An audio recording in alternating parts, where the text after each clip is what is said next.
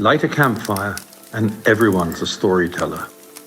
Join us for some thought-provoking and beyond fireside chats.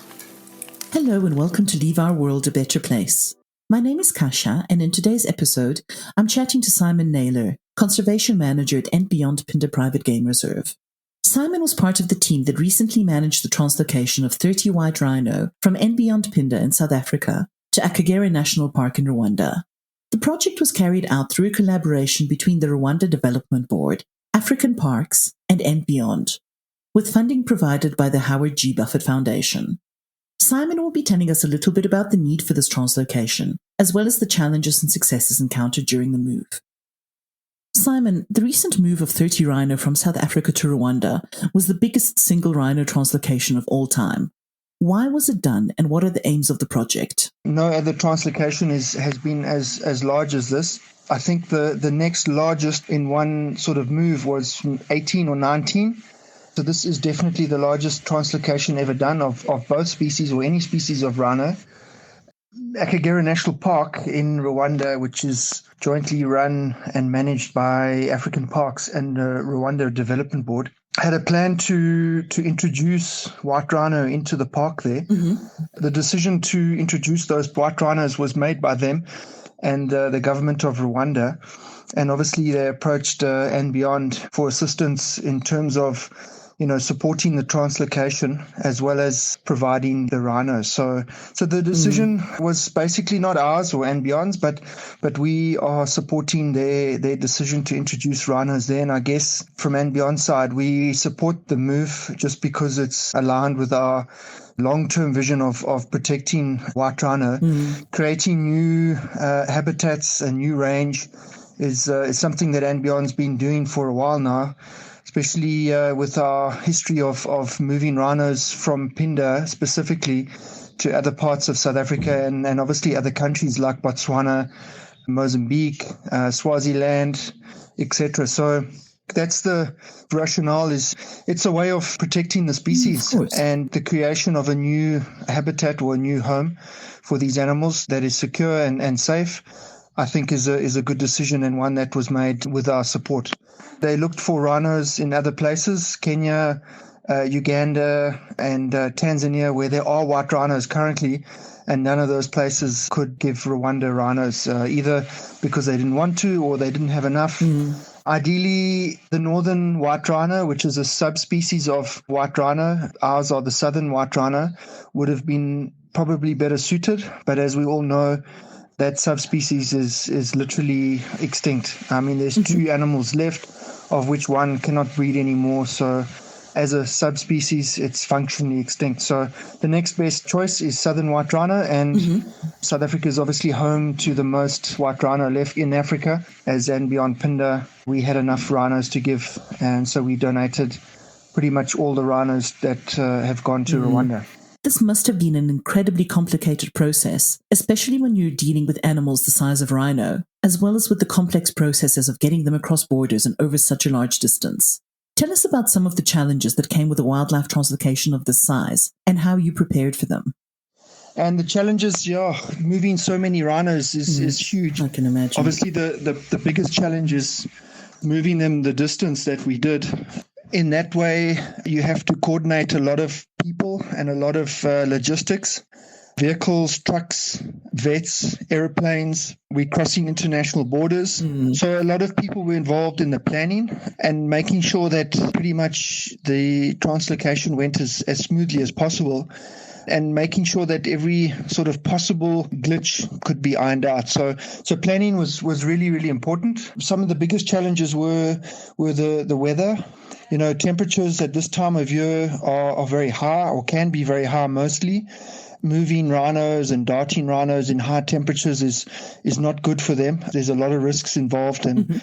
And then secondly, the distance, the distance and the time, it's not good for the rhinos to be spending long periods in a small confined crate. So that was also a challenge, but the crates were made as large as possible. We gave them food along the way. For the process, they were Boma trained. And so they were in the best possible condition. They were sort of given artificial feed and pellets to fatten them up and make sure that they're healthy for the long journey. Having them in bomas as well before the long journey, we provided them with water. So all of them drank before undertaking the journey. They weren't given water during the journey because you can't give them water. So all of them were very hydrated. So dehydration is an issue because, they're not going to drink for so long. They need water every day. So we made sure that we traveled at night, mostly for not only security reasons, but also so that the temperatures were cool. The aircraft is air conditioned. We made sure that the aircraft, the temperature in the aircraft was at its optimal. And then COVID is a big factor as well. We're traveling in a pandemic, and as fate would have it, the day that we left, the news broke that the new strain of COVID coming out of South Africa or discovered in South Africa, and we were the last aircraft into Rwanda on Saturday evening.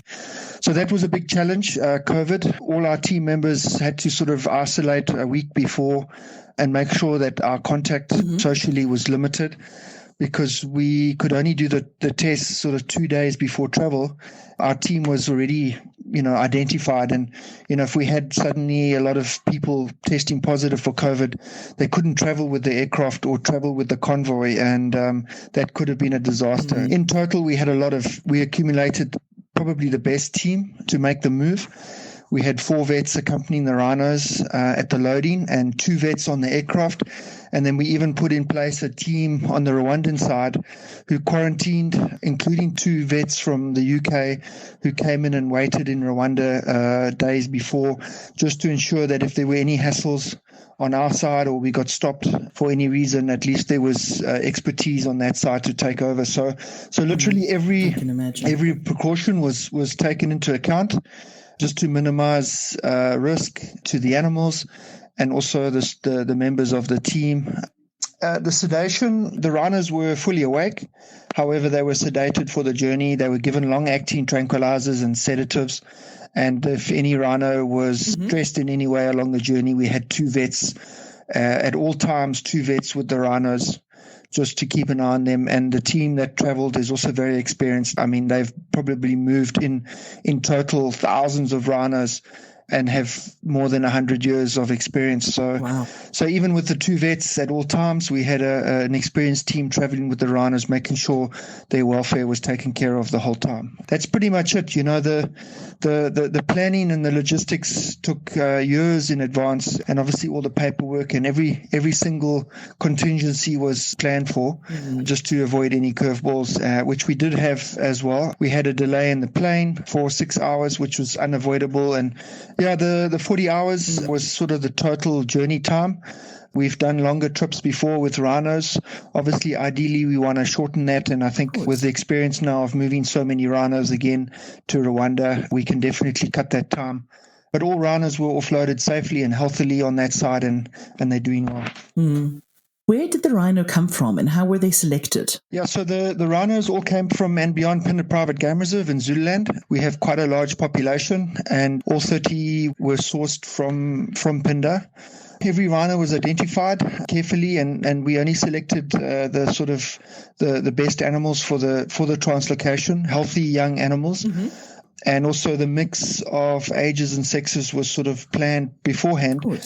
Not only to be the best sort of animals for the introduction there in Akagera, so in other words, territorial bulls, females. We sent a total of 11 males and 19 females, which is a very good founder population. It's good to have more females than males. That's to increase the growth rate in the future. Hopefully so. But the ages of the animals were mostly young. We did send 5 adult cows and calves.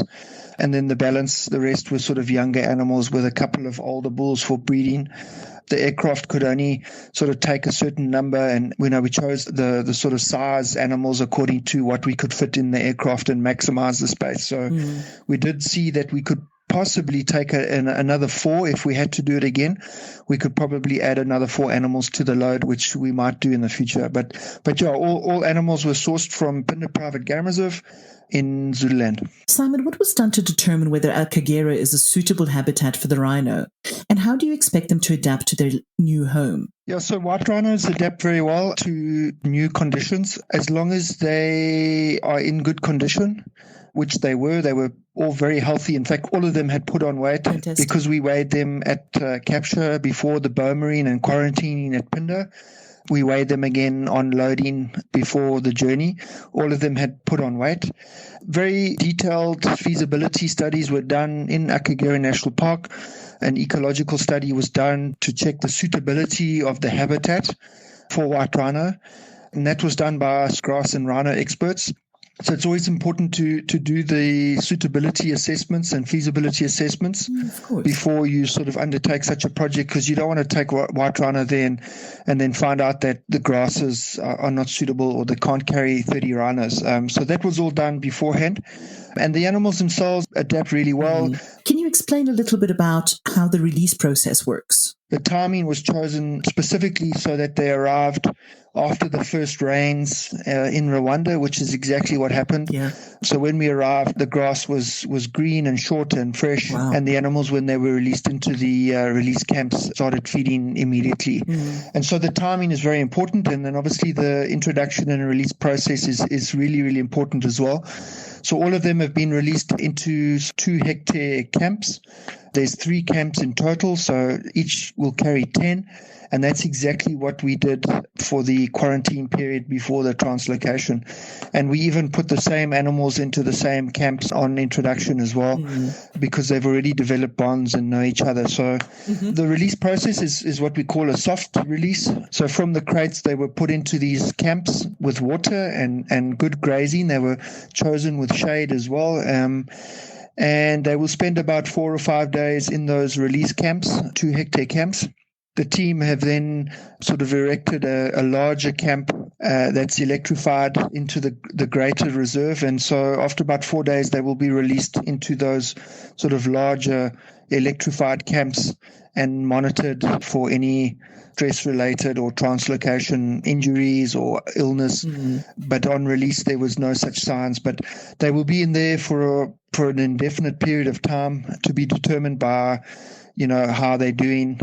At each location, there's a vet. There's 2 vets present now, keeping an eye on those animals for any injuries or anything that they suspect might be wrong, so that they can attend to them. So, yeah, again, every precaution and very detailed planning has gone into the release. I can imagine. All rhinos have been fitted with tracking and monitoring devices. Some of them are in the horn itself, drilled into the horn, and then others that have no horn have got a sort of a tracking pod that's been glued onto the back horn. And that's to ensure that there's at least 12 months of intensive monitoring of each rhino, so that they can just make sure that they've settled into their new home, that they can attend to any issues with any individual. Fantastic. Yeah, so rhinos tend to adapt very well, but obviously they've got to be monitored carefully. Of course. There's got to be good food, good shade, good water.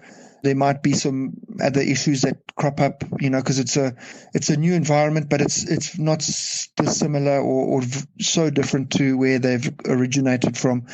So we don't expect any issues post-release. The adaptation should be good, because it will be closely monitored. Thank you for chatting to us, Simon. We hope that the rhinos continue to thrive and do well in Akagera. Thank you for listening to Leave Our World a Better Place. Don't forget to subscribe to make sure that you never miss an episode. If you'd like to find out more about And Beyond, please log on to our website at andbeyond.com.